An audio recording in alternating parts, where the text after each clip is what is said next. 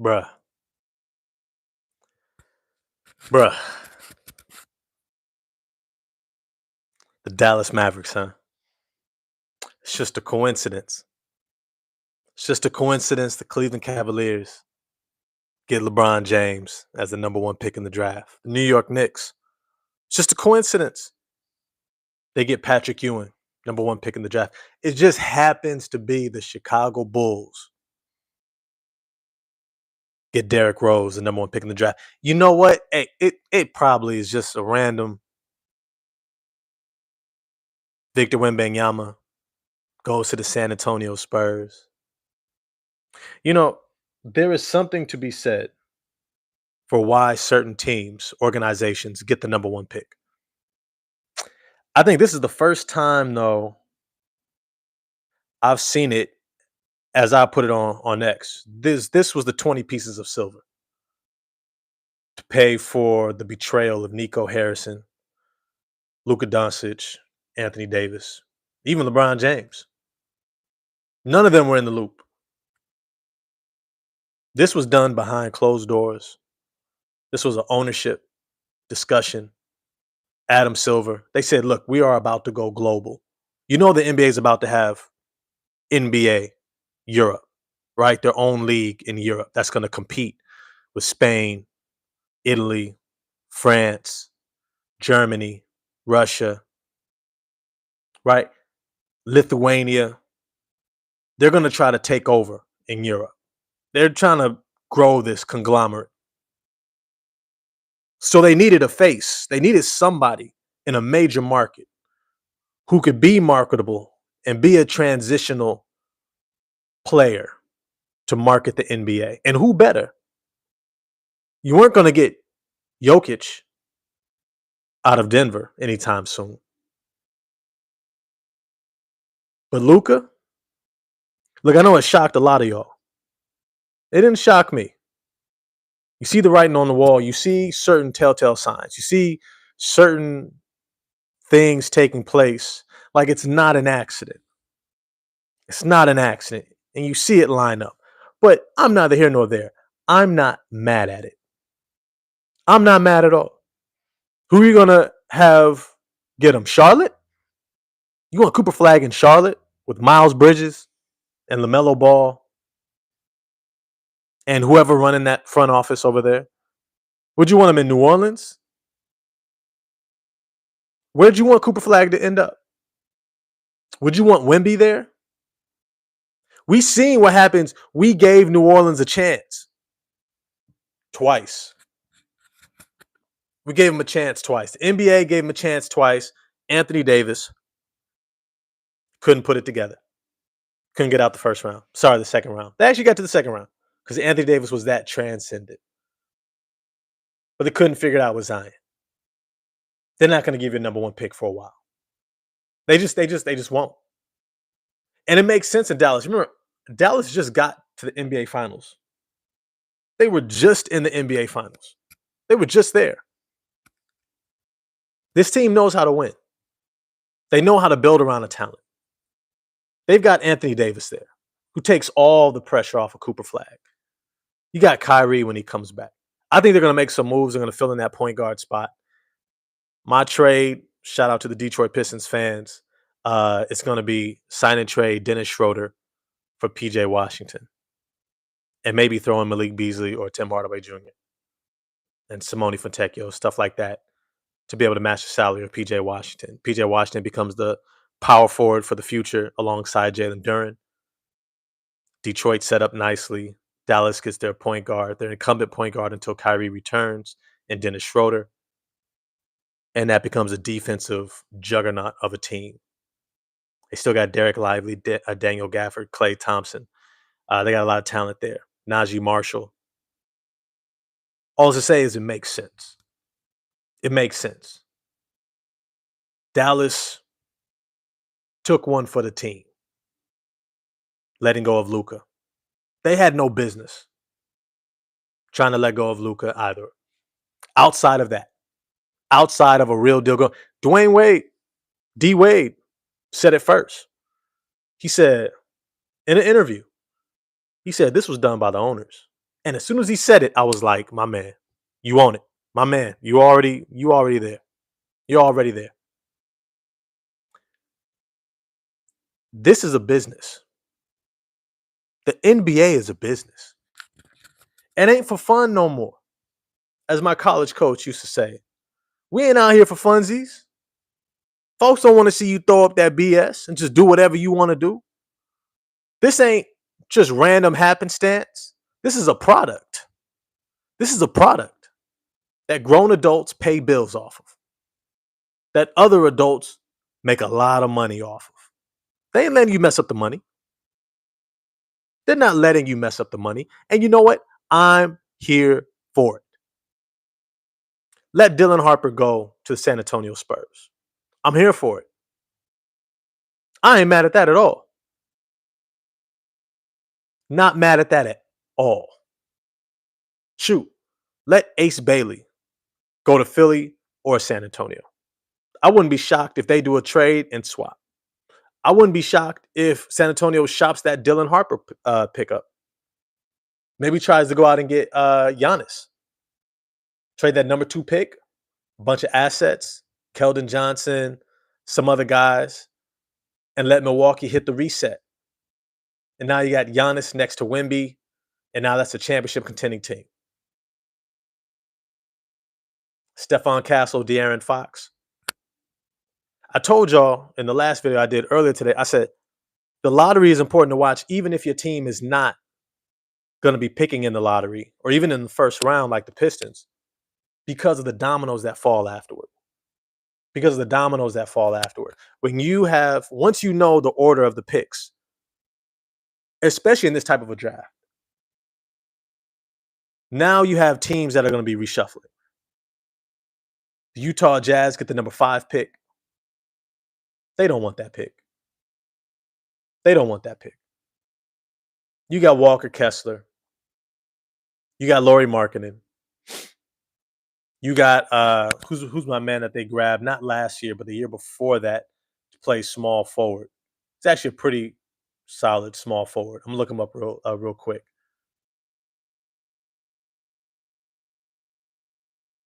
Taylor Hendricks, 21 years old. Knocks down threes, rebounds, plays defense, blocks shots. They got Cody Williams last year, who they're not high on, had a terrible rookie year. Still got Colin Sexton. Isaiah Collier was a great pickup at the end of the first round. This is a talented team with a lot of assets, flexibility. They don't want that number 5 pick. Another guy who's going to be a below average asset. Why are you going to pay that guy? They might go out and look at Jeremiah Fears. I wouldn't be shocked if they take a strong, hard look at Jeremiah Fears. And that would be worth it. But Malawach, Derek Queen, isn't better than anything that they got. They're probably upset by this. They're probably really disappointed. And it is what it is.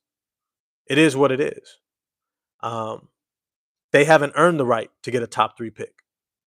If you can't show the NBA that you are a franchise that can take care of the valued asset that allows them to put forth the product of the NBA, that allows them to continue to grow their business, there is no reason for the NBA to invest in you. Let me be 100% clear. This is a business. You have to understand, it's not hard to win in the NBA. It's not. It's just like the NFL. Starts with your linemen, your defensive line, your offensive line, right? You make sure you got the right pieces in place. And even if you have just a mediocre quarterback, but you start with the foundation at the line and you build out from there with a strong defense, you can win consistently. You can get to 6 to 8 or 9 games every single year. If that's your focus, we're going to do great on the line. We're going to win it there, and we're going to build out from there. Same with the NBA. Bring in a bunch of veterans who understand how to win, know how to problem solve, been in these situations before. Maybe they don't have all-star, all-NBA talent, but they know how to win.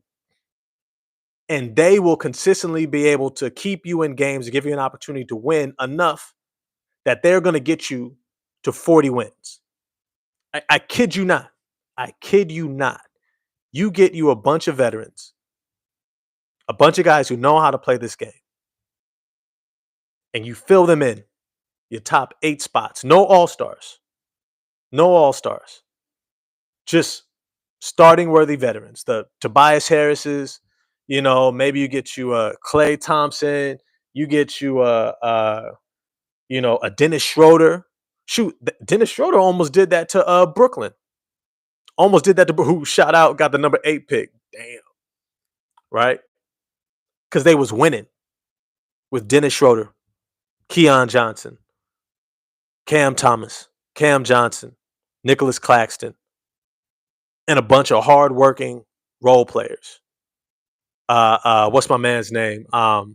From Stanford, young cat, was really good for them actually.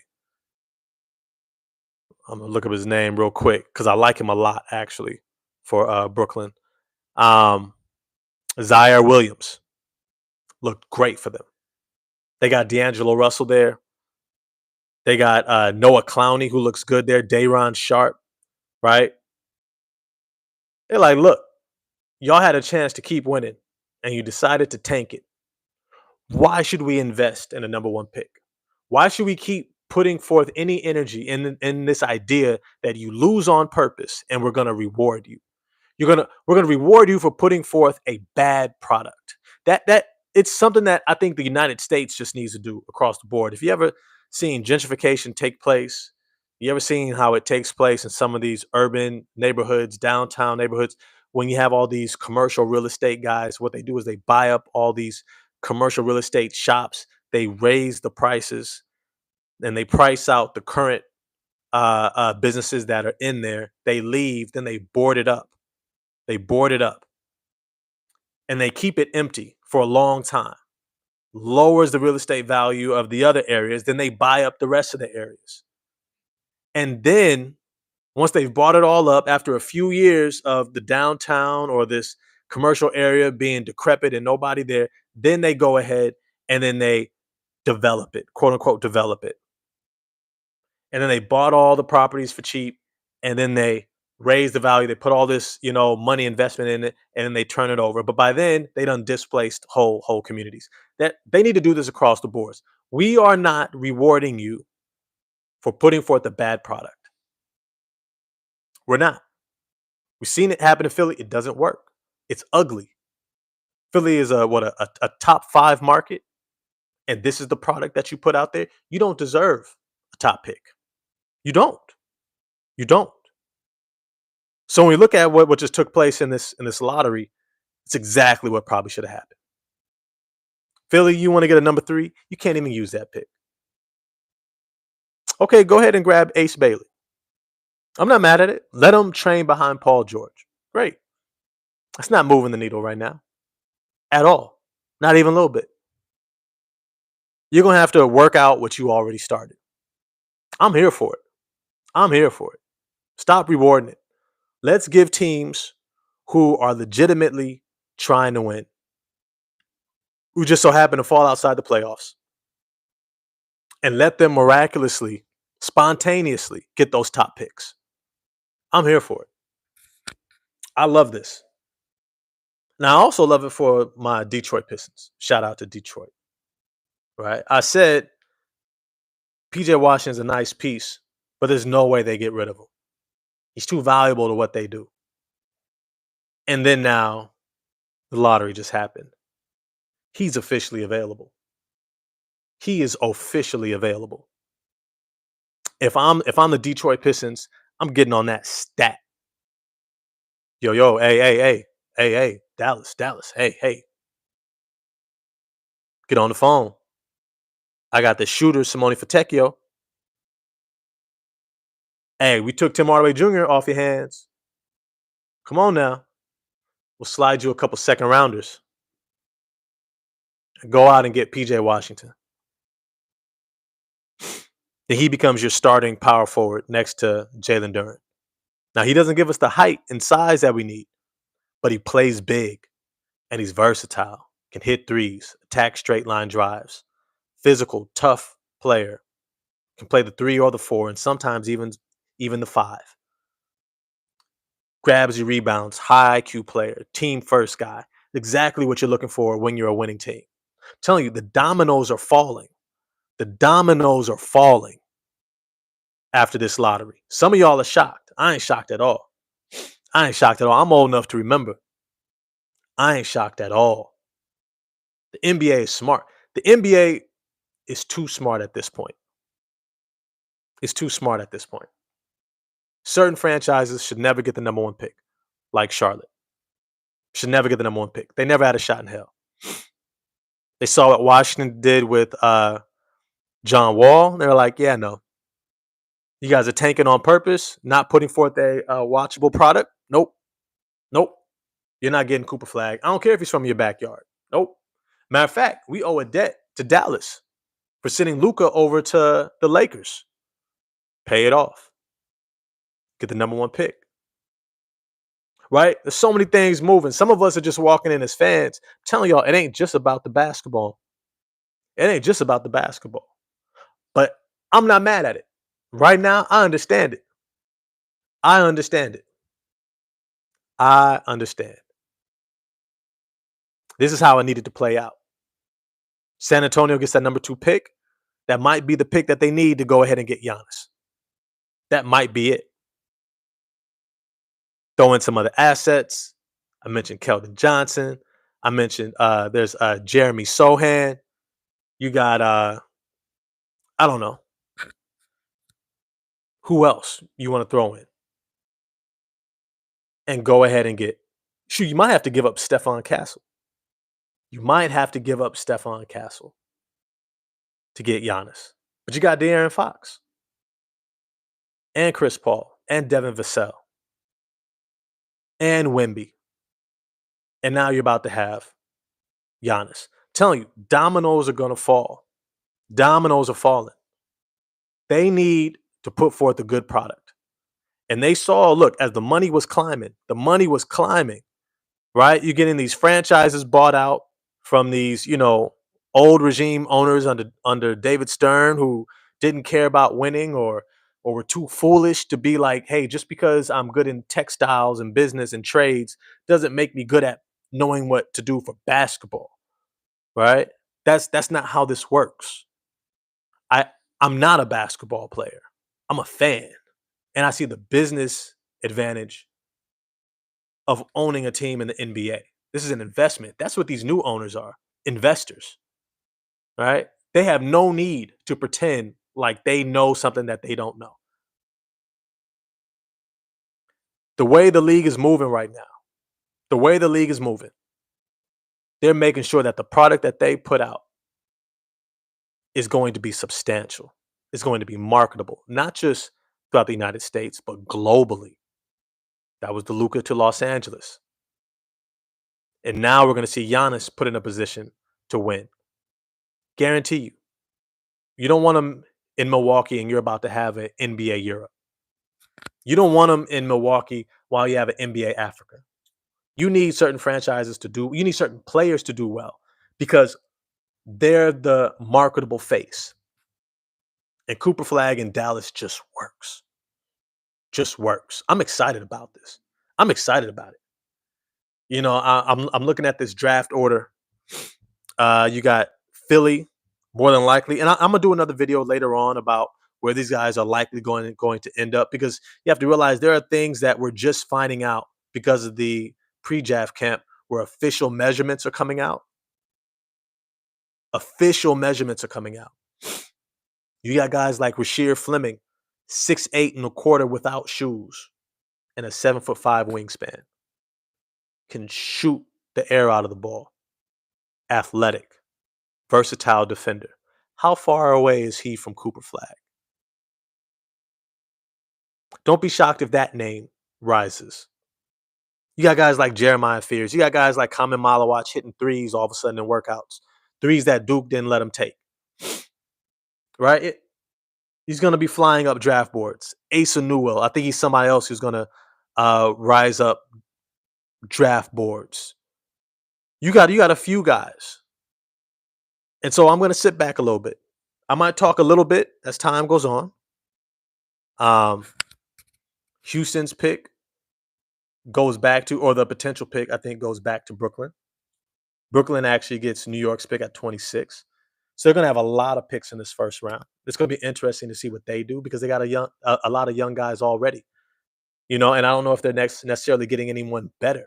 But here's the thing, I'm going to be honest, and this is why I keep saying it's better to just have a winning product out there and have a bunch of veterans.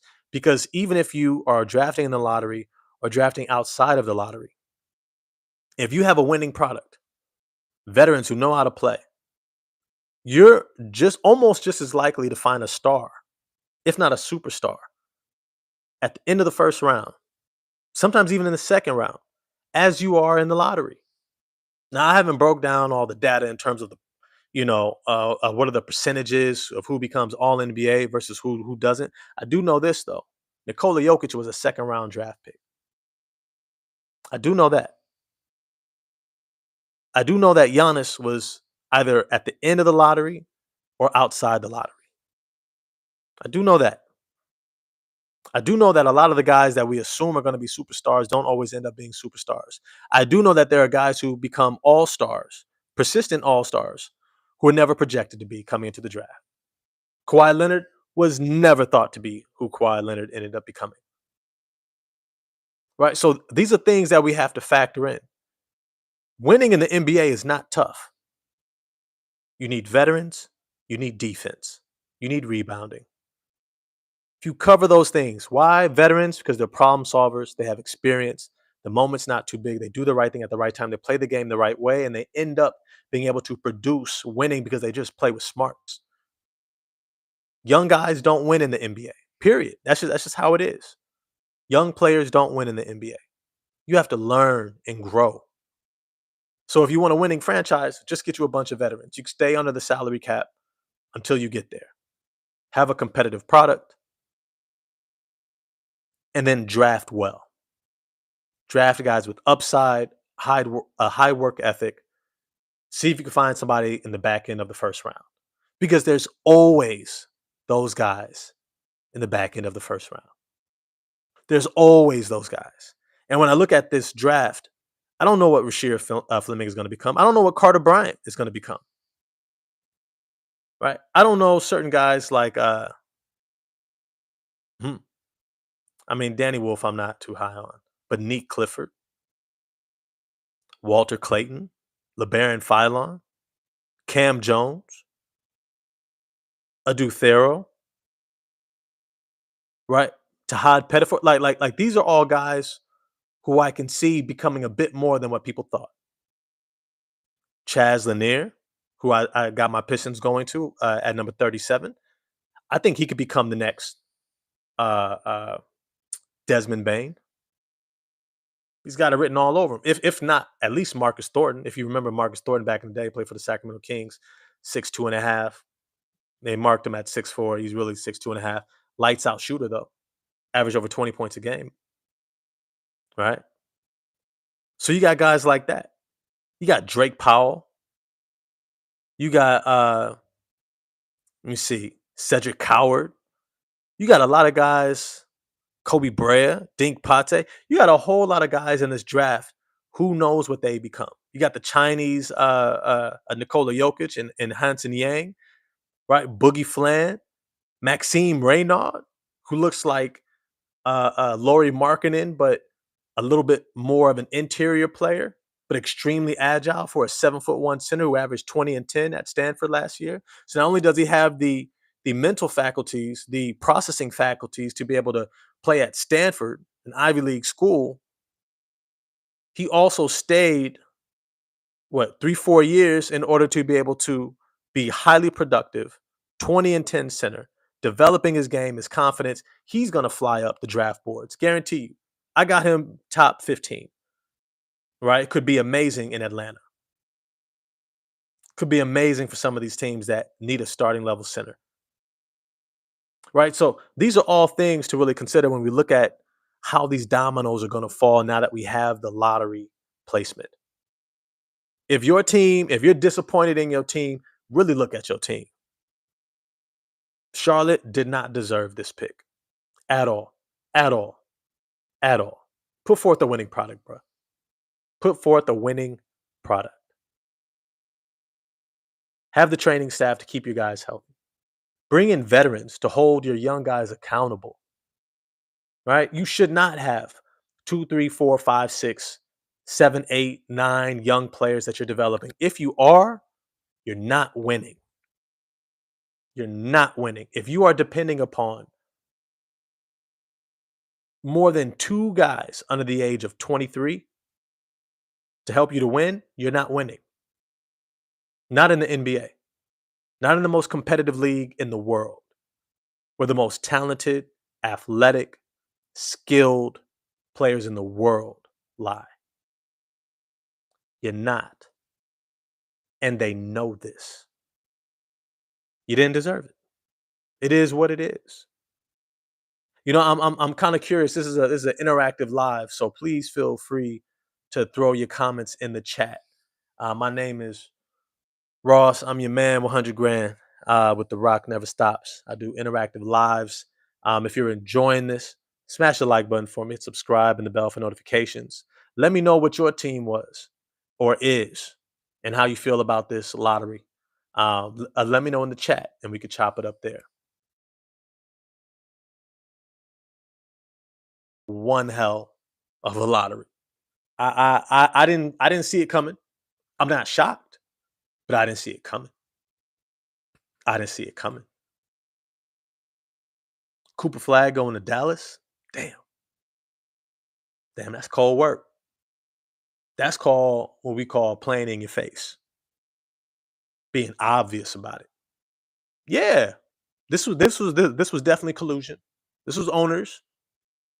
I was almost gonna say David Stern, but Adam Silver in a back room who basically are saying, "Yo, we need to expand our global market, so we need Luca on the Lakers. So you're gonna make this trade work. You can give him AD, and yeah, we're gonna pay you back. Don't worry about it.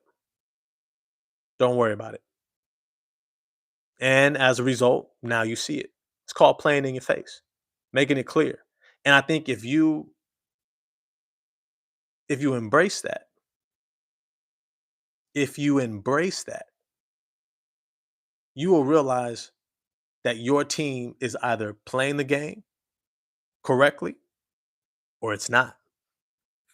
And you might have to move your fandom elsewhere. I'm more of a fan of players than I am of teams, even though I do rock with the Detroit Pistons because I do like the Thompson twins who are from the Bay Area where I currently live.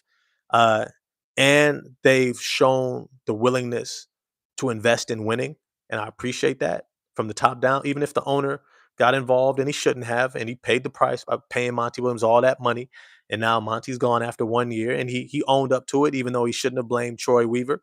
Um, you should just took it on the chin and been like, "That was me. I brought in this dude, and I shouldn't have."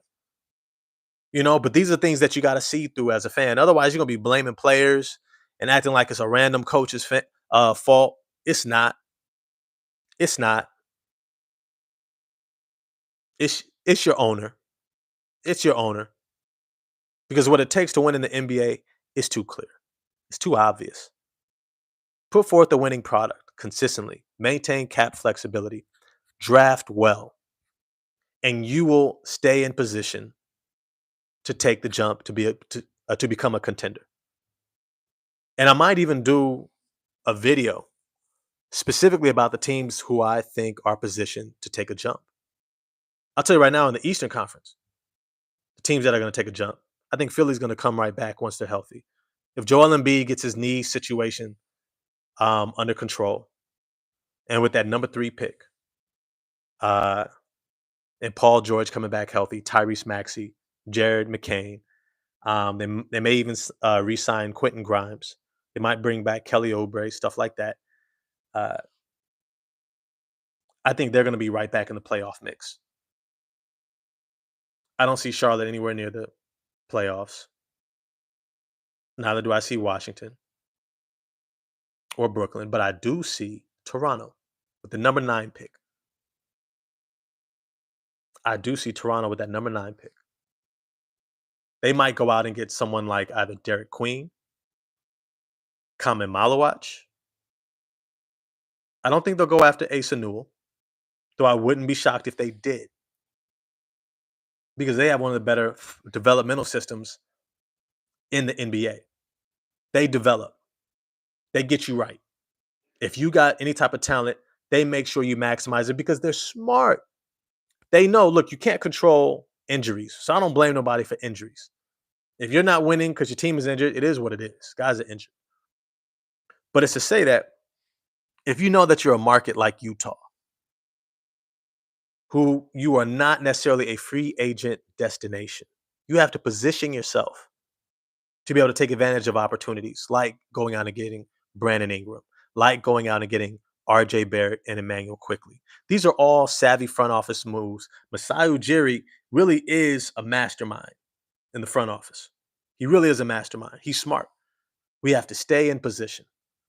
He had Pascal Siakam, he had OG Anunoby, he had Fred VanVleet. He said, you know what? We either have a window with these guys or we don't. And when he figured out that he didn't, he flipped them. Bringing in RJ Barrett and Emmanuel Quickly. I know most of y'all haven't seen how it's going to play out yet. Watch next year. Watch next year. If that's a healthy starting 5, that's scary. That's scary. Quickly, Barrett, Ingram, Barnes, Podol. Casio IRL was good. Detroit is following the same recipe. Even when they were hot, they weren't the free agent destination. Exactly. If you know you're not a free agent destination, you have to build from within. You have to get veterans who know how to win. Chauncey Billups, a veteran who knew how to win, who had leadership qualities. You traded for a Rip Hamilton. You drafted Tayshaun Prince, who played 3-4 years at Kentucky. Right? I think they got to a national title game or close. Right? Like he was a winner, had a lot of intangibles, the perfect fit to fill in. They went out and brought in Ben Wallace, who ended up being one of the best defensive centers of all time, 4-time defensive player of the year, monster. And then when they needed to make that last move, they went out and got Rasheed Wallace. They didn't depend upon the draft. They didn't depend upon losing to have a chance to win. They were positioning themselves all along. Dominique Davis was good, my man. Whoever Dallas draft with Kyrie, AD, Washington, Gafford, Lively, and Christie is a nice roster to start. Facts. Facts. I mean, they're going to get Cooper Flagg. They're going to take Cooper Flagg. Even though if I'm honest with y'all, if I'm honest with y'all, man, I don't even know if I want to go here because I'm going to get flack for it.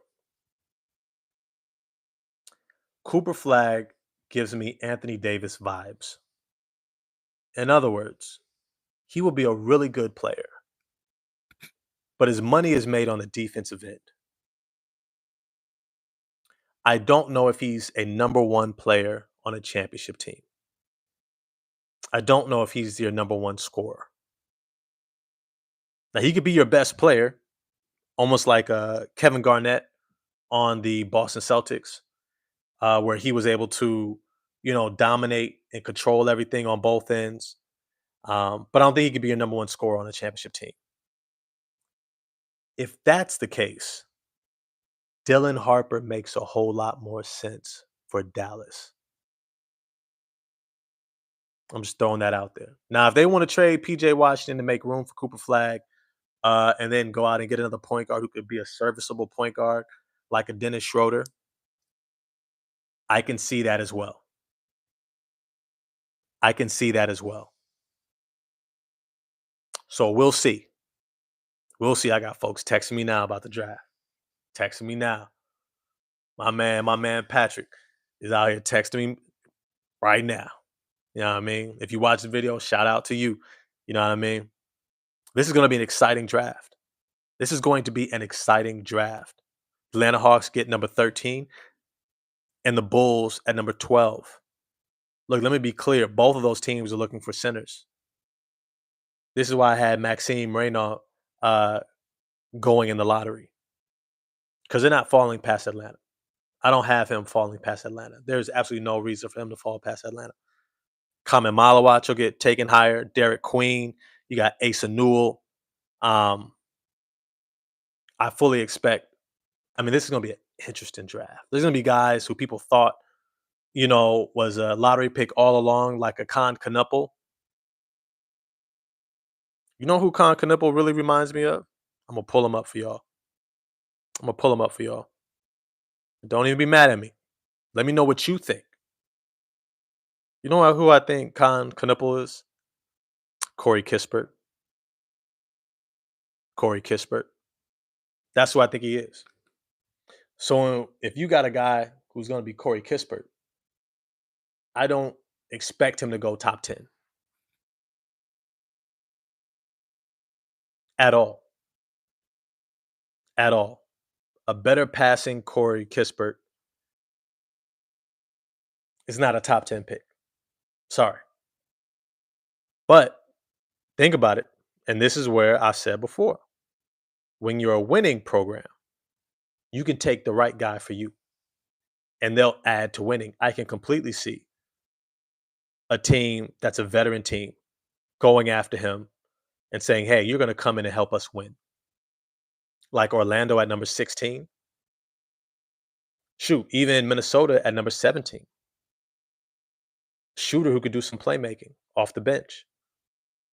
You even got Oklahoma City, right? So he's not going to fall too far out of the lottery. But I think there's teams who are like, man, this thing is going to jump. It's going to move around. Trey Johnson, I love his talent. I think he's going to end up in Charlotte. Yeah, it's going to be interesting. Let me get to some of these comments. Dominic Davis, where do you think big fella from Duke going? Don't want to butcher his name. Yeah, Kamen Malawach from South Sudan. Really versatile center, 7'2" center, great wingspan, really good timing on defense, can guard the rim extremely well. I have him going a lot higher than people might think. I would not be shocked. Look, I'm gonna be honest with you. Depending upon his workouts, and this is why I don't want to do my concrete draft. I'm not going to give you my forecast for the draft just yet because you got to listen. You got to keep your ear to the ground when it comes to these workouts. Draft measurements, right? Draft measurements that are just coming out today. Just coming out. Guy like Jace Richardson, apparently he's only 6 feet with no shoes. 6 feet, 0.25 with no shoes. He does have a really good wingspan, but that's a big difference when he was listed at 6'2", 6'3", with a good wingspan, right? So as these measurements come out, as the workouts ensue, you're going to see guys start to climb and fall. You're going to start hearing whispers of promises being made, right? Teams who work out somebody and be like, man, yo, we're going to get you. We're going to give you a promise. Just shut down your workouts. We don't want to compete against anybody else for you, right? So these are things to really think about.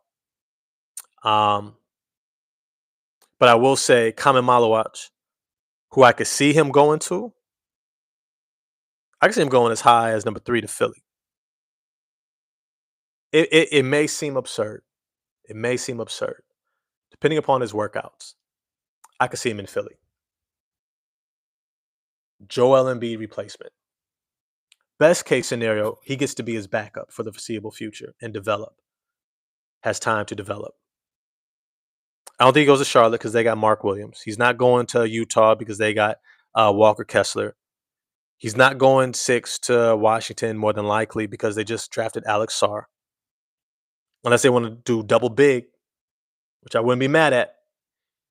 But I think they would rather have Jeremiah Fears at point guard.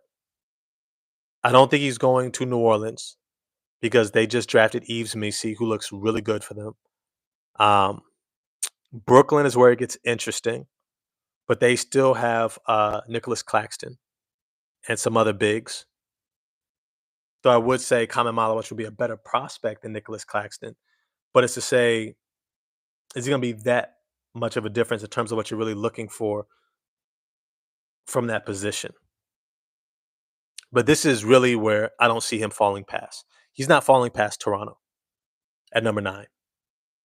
He's not falling past uh, the Rockets at number 10. He's not falling past number 12, the Chicago Bulls, or definitely 13, Atlanta.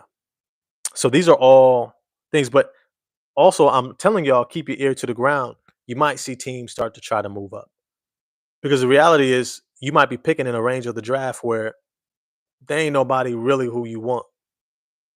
Ain't nobody really there who you want. Oh yeah. Cassie IRL said, "Wait, I just realized Dylan Harper might not go to the Spurs since they already have so many guards." That's a big fact. But keep this in mind. I said it earlier on this live. I could see Dylan Harper being involved in a trade with Milwaukee to bring Giannis to San Antonio to play with Victor Wembanyama and De'Aaron Fox.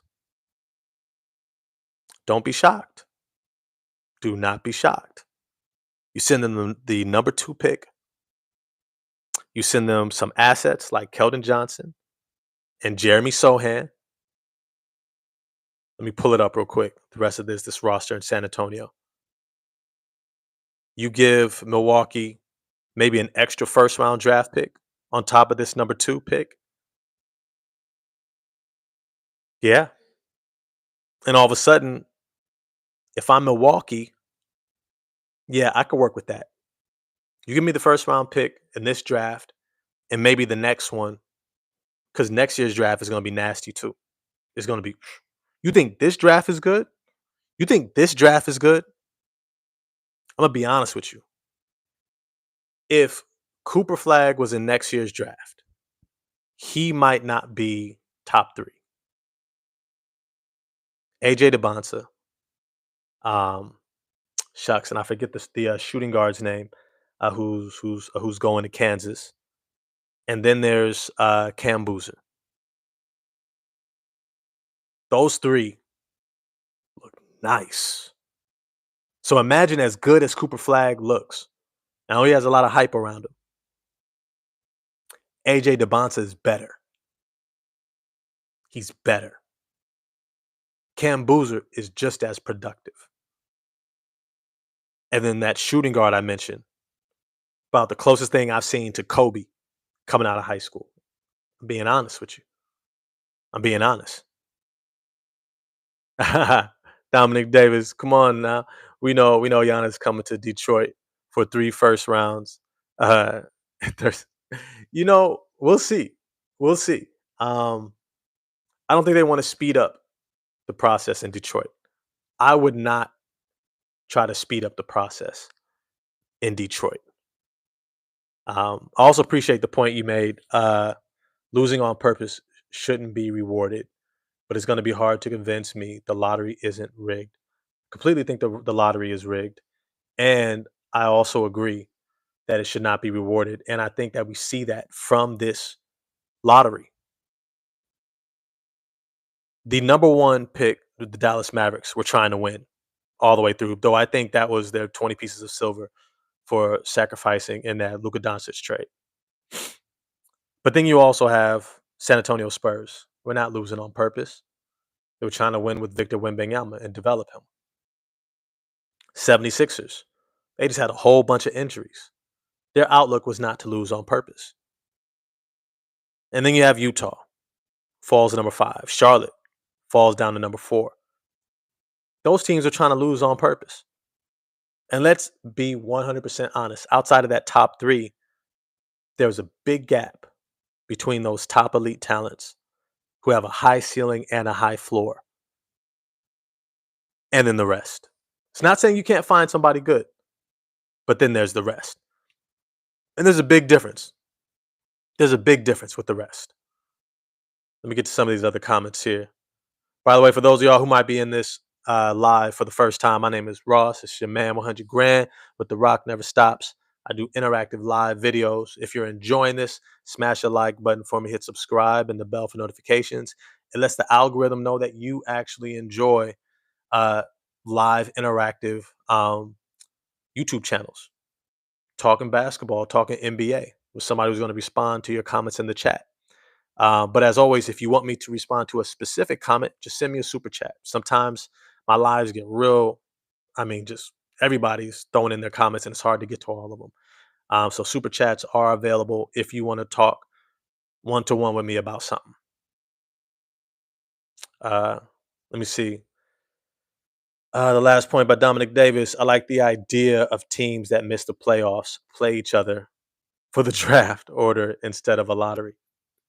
That sounds pretty dope. I wouldn't be mad at that, but they kind of already are. It's called the regular season. It's called the regular season. I would rather give the top 3 picks to teams who make the play in. I might almost add that as an incentive, maybe an unsaid incentive. If you made the play in, we increase your odds to the bottom 3 teams. That might be a way to negate a whole lot of tanking because now you're in a better position, right? Atlanta just got Zachary Risashe. I think he's going to be really good. I think he's going to be really good. I watched him last season. He's got some skill. He's got some game. He's got some game. He's not just a catch and shoot guy, 6'9", 7-foot wingspan, sit on the wing, movement shooter. He's not just that. He could put the ball on the deck. But they still got Jalen Johnson, who fell in the Cade Cunningham draft, fell in that draft, ended up in Atlanta. He looks like a stud. He's going to be a future All-Star. Dyson Daniels looks like first-team All-Defense for the next 10 years. He's the new Drew Holiday. And you have this excellent defensive roster that's lined up alongside Trae Young. I think they're going to take a jump next year. And picking at number 13, like I said, I think they end up with somebody like, if they don't get Malawach, I think they're going to get somebody like Maxime Brainard. Get you a 7'1" center who can run up and down the court, move on the perimeter, shoot the 3 ball, finish in the pick and roll, stayed as a center, has a good IQ, smart processing center who's a plug and play. You could put him in right now. He's physically ready. He's mentally ready to contribute right now. He may not be an all-star from jump. That's rare. All right. That's a rare player. But I think from jump, he can contribute as an NBA starter. All right. That's who I would want for the Atlanta Hawks. But I'm going to do a video later on that. The way Philly shamelessly tanked kind of ruined it for teams that simply lack talent. That is a great point. I mean, that whole process uh, wrecked the league in a major way. It exposed a major flaw that they should have taken care of a long time ago. But I don't think they ever expected someone to do that. And then when they saw it unfold, they tried to give the organization some leeway, but it just got worse and worse and worse. They ruined Joel Okafor. They ruined Nerlens Noel. They ruined guys like Michael Carter Williams. They didn't know what to do with the Markelle Fultz and his injury. They had no idea how to figure out supporting Ben Simmons to keep his mind right. Right. Like there were so many things that they just whiffed on. And they're like, can we really let that happen again?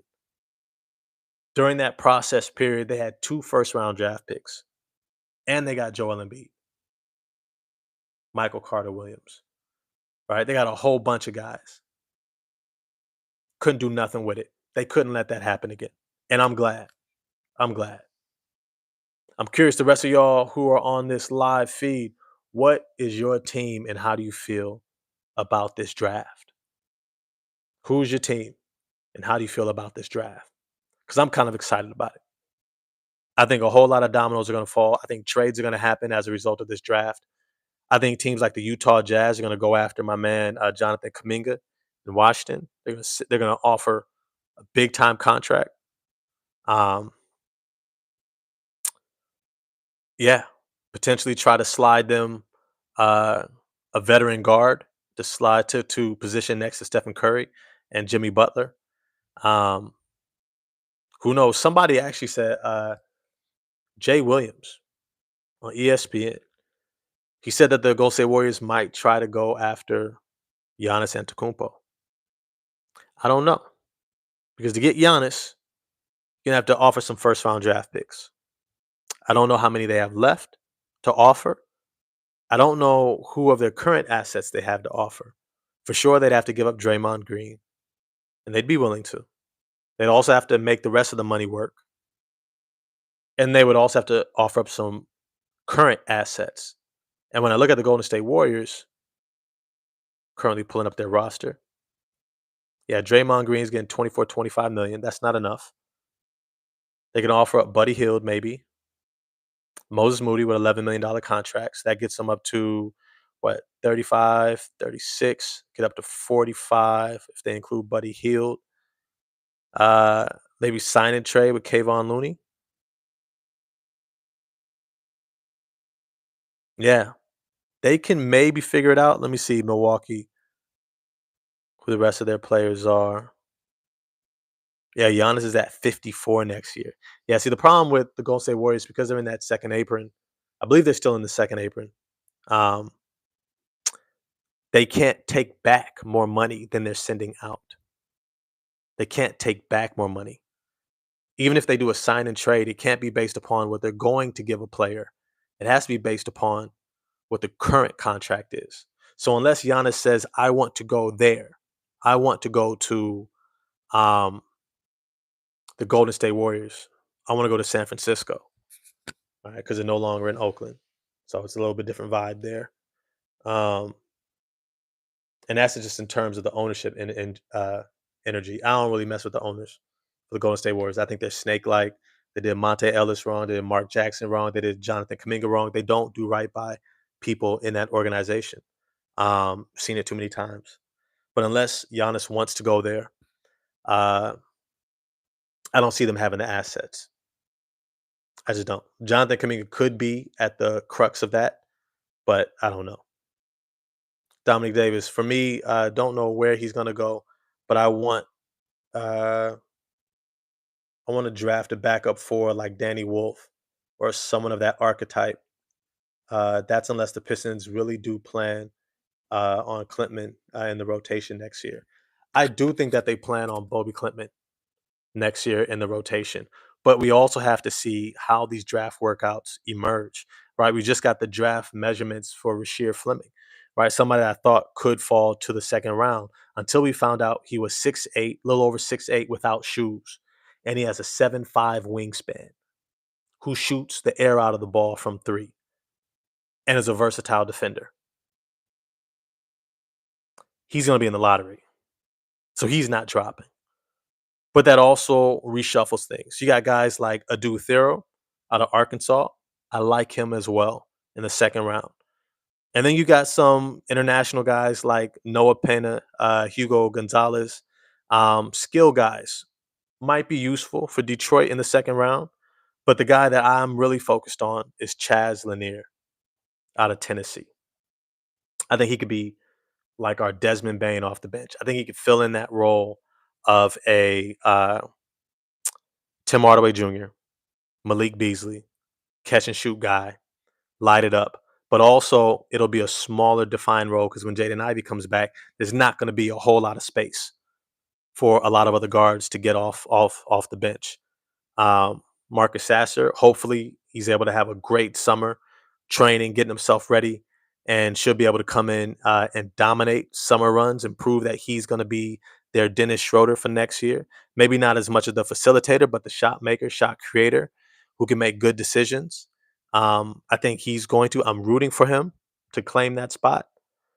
So I think a lot of the answers for the Detroit Pistons are already on this team. But like I did say, I don't know if you caught it earlier. Mr. Davis. Shout out to you in the chat. Great comments. PJ Washington might be available in Dallas. PJ Washington, let me get to his contract. PJ Washington is making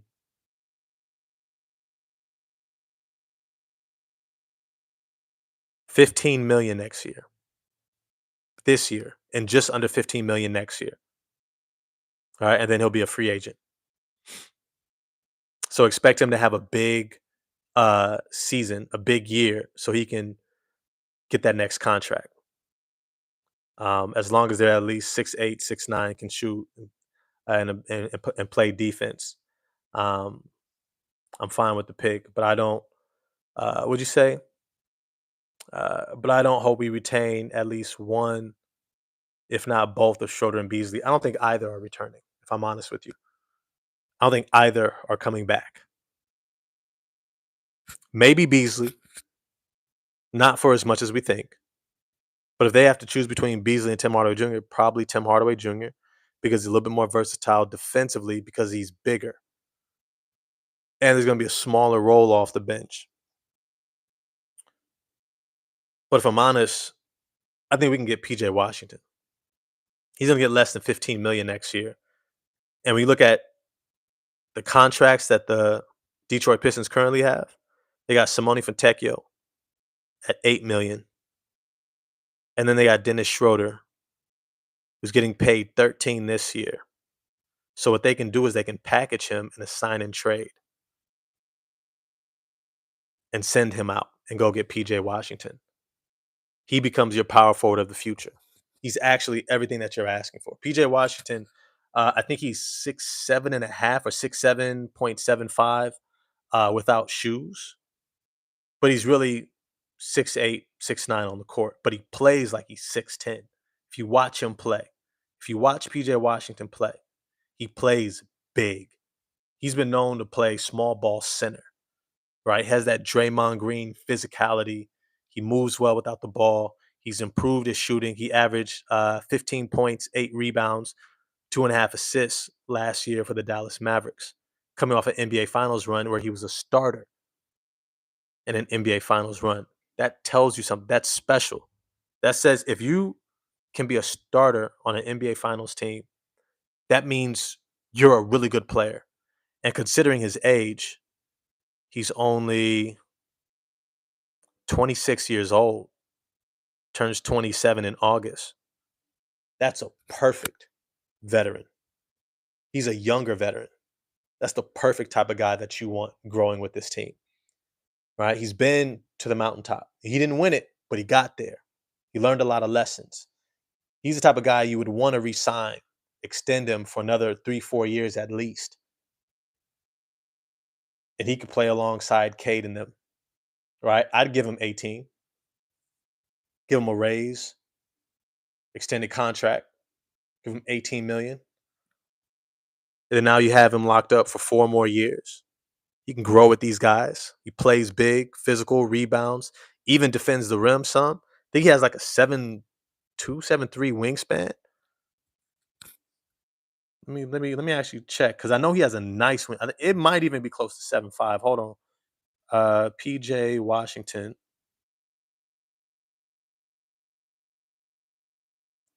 Draft measurements. These are all things that you got to consider when you're looking at the draft. All these different things. Yeah, so he has a 7'2.5" wingspan. 7'2.5" wingspan.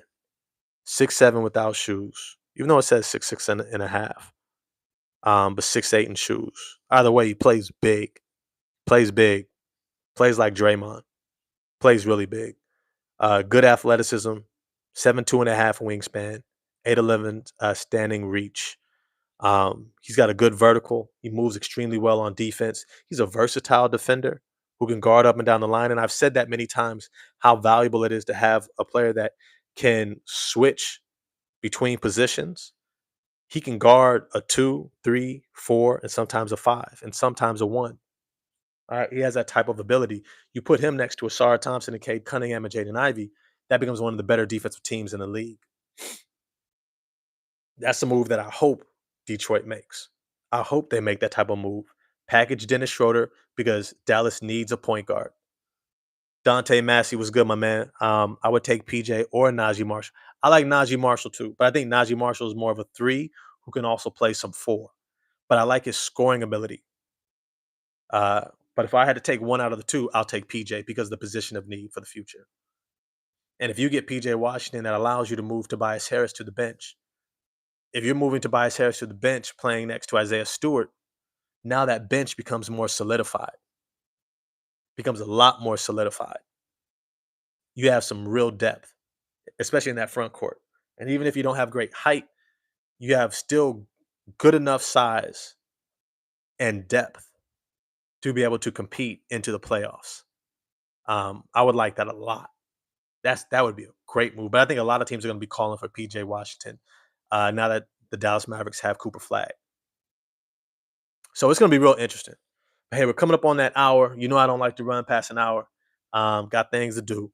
Hope you enjoyed the video. If you did, smash the like button for me. Hit subscribe and the bell for notifications. It lets the YouTube algorithm know that you enjoy doing interactive lives where you can leave something in the chat and it gets responded to. But as always, I appreciate y'all hanging with me. I'm going to get at y'all soon. Peace.